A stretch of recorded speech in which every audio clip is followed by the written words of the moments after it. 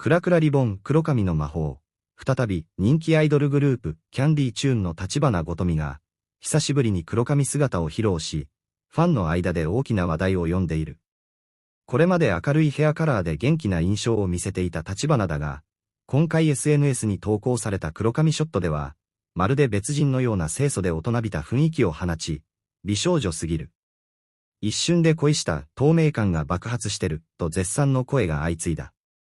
投稿後わずか数時間で数万件のいいねが寄せられ、キャンディーチューン公式アカウントも、橘、黒髪バージョンも最強とコメント。グループ内でもひときわ注目を集めている。